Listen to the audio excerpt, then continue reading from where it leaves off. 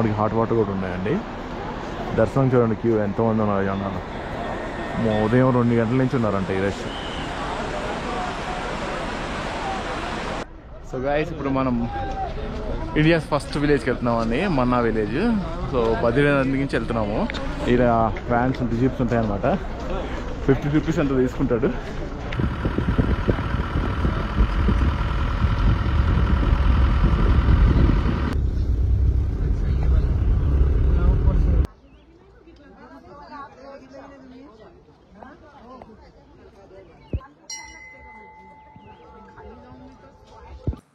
మీరు నన్ను ఇన్స్టాగ్రామ్లో కూడా ఫాలో అవ్వచ్చు, Jack stock travel. So please follow Jack stock travel.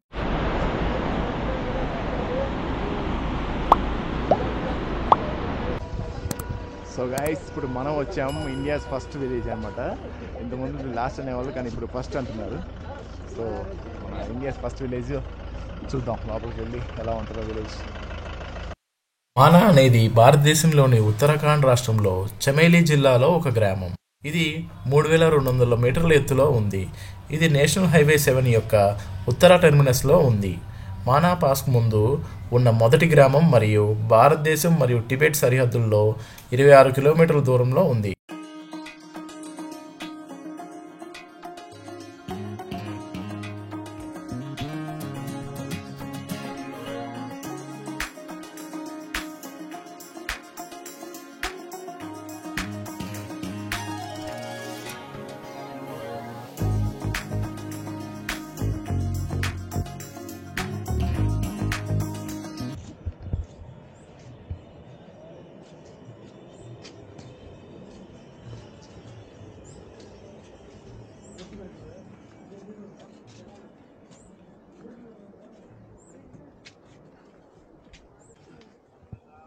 Village మటుకి చాలా చిన్నగా ఉందండి. నాకు ఇది చూస్తే ఎలా అనిపిస్తుంది అంటే, రాజస్థాన్లో జైసల్మీర్ వెళ్ళాం కదా, అక్కడ సేమ్ ఇలాగే ఉంటుంది మన్నా విలేజ్.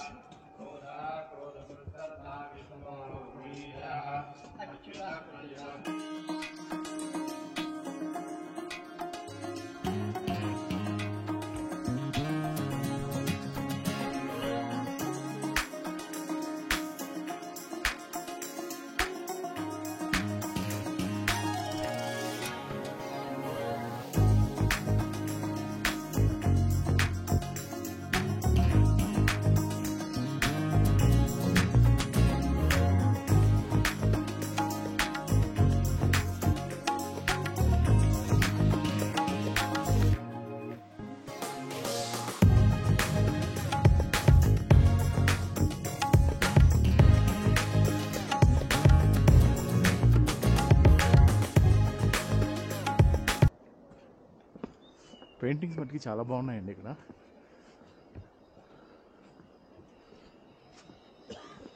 విలేజ్ అంతా పెయింటింగ్స్ వేసి పెట్టారు.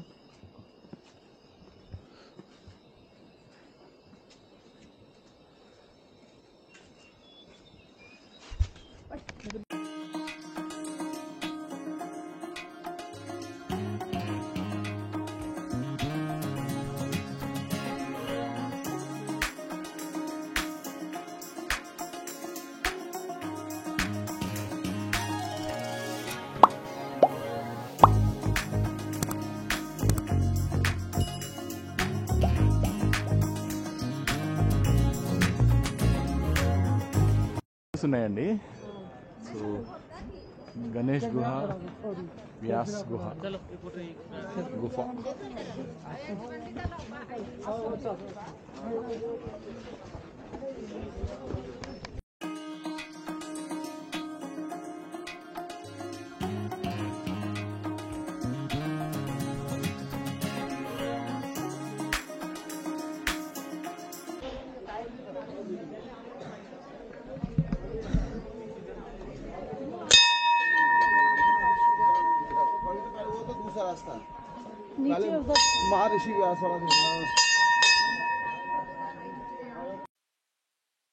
మన్నా గ్రామంలో చీకటిగా మరియు చాలా రహస్యంగా ఉన్న గణేష్ గుహ బద్రీనాథ్ నుండి 4 కిలోమీటర్ల దూరంలో ఉన్న సహజ సిద్ధంగా ఏర్పడిన గృహ.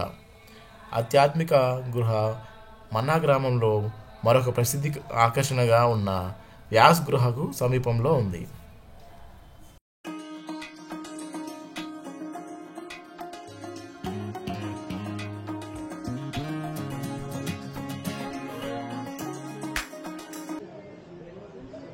గణేష్ గుఫ అయిపోయింది కదండి, ఇప్పుడు వ్యాస్ గుఫకి వెళ్తున్నాము. హ్యాండ్లూమ్ చేస్తున్నారు, స్వెటర్స్ అన్నీ హ్యాండ్మేడ్ అండి ఇక్కడ.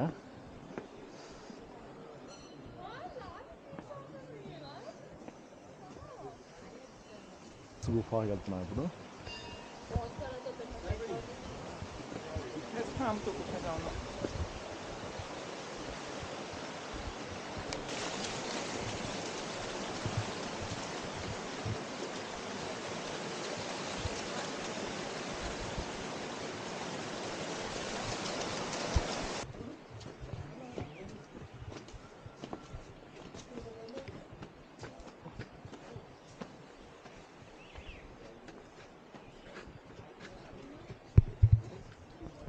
అమ్మో,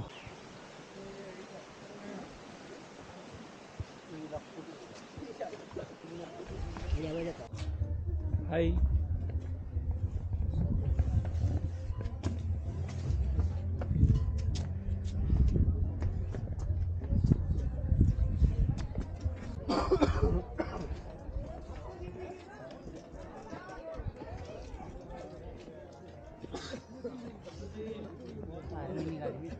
ले जाओ, हाँ खाली फोटो निकालो रे, ले जाओ नहीं। ये क्या है? कौन? ये नजर बट्टू। नजर बट्टू. इससे गला धागा बांधा, हाँ, दरवाजे के ऊपर लटका दे। अच्छा, दरवाजे के लिए. हाँ, दरवाजे पर लटका दो, गेट पर लटका दो, हाँ, हाँ. किसी का नजर नहीं लगते हैं। सिर्फ 20 रुपए का माल है, और जो दो मोटा मोटा है वो 50-50 का है। అచ్చా, ఆంటీ ఇది విలేజ్ వ్యూ పాయింట్ అండి.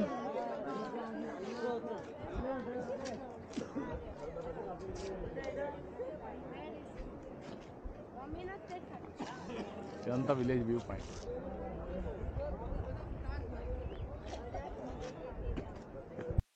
వ్యాస్ గృహ అనేది ఉత్తరాఖండ్లోని చమేలి జిల్లాలో ప్రసిద్ధి చెందిన బద్రీనాథ్ పుణ్యక్షేత్రానికి కొన్ని కిలోమీటర్ల దూరంలో ఉన్న పురాతన గృహ.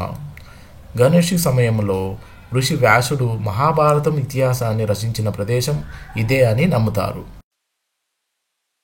ఈ గృహ ప్రసిద్ధి పుణ్యక్షేత్రమైన బద్రీనాథ్ నుండి కేవలం 2 కిలోమీటర్ల దూరంలో ఉన్న మన్నా గ్రామంలో ఉంది.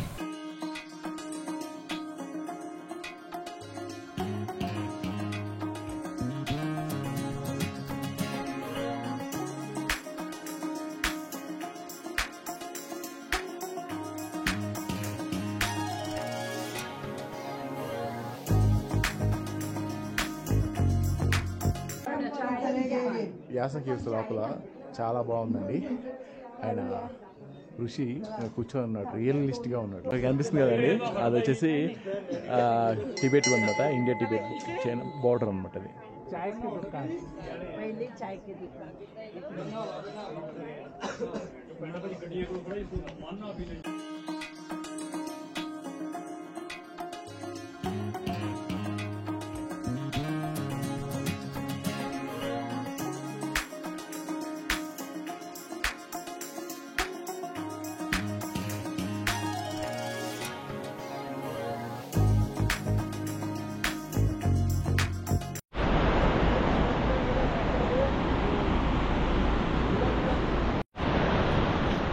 ఇప్పుడు వచ్చి భీమ్ పూల్కి వెళ్తున్నామండి. సో ఎక్కడుందో భీమ్ పూల్ చూడాలి.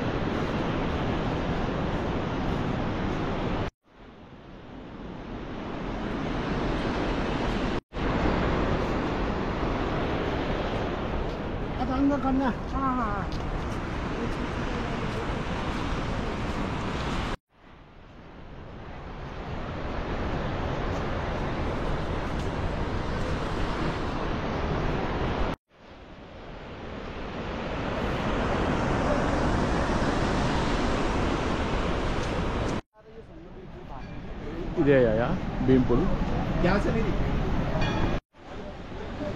భీమ్ పూల్ ఇదే అండి. వాటర్ ఫ్లో ఎలా ఉందా?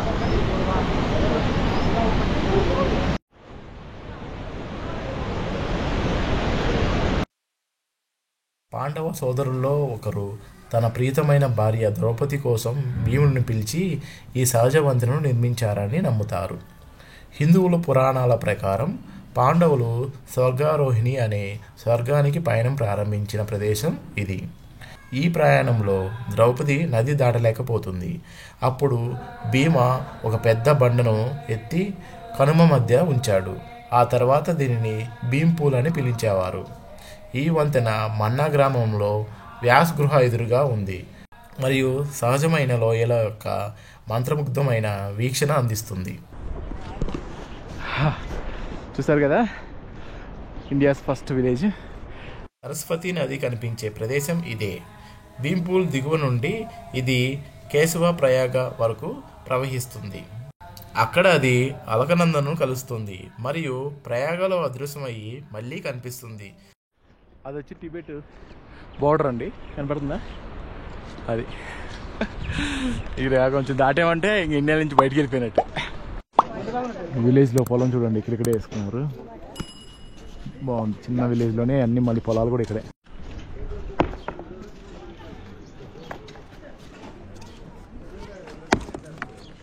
మనా విలేజ్ అయిన తర్వాత బద్రీనాథ్ నుంచి రిషికేష్ వెళ్తున్నామండి. ఈ బస్సు వెళ్తుందంట, 10 hours పడుతుందంట రిషికేష్ వెళ్ళడానికి.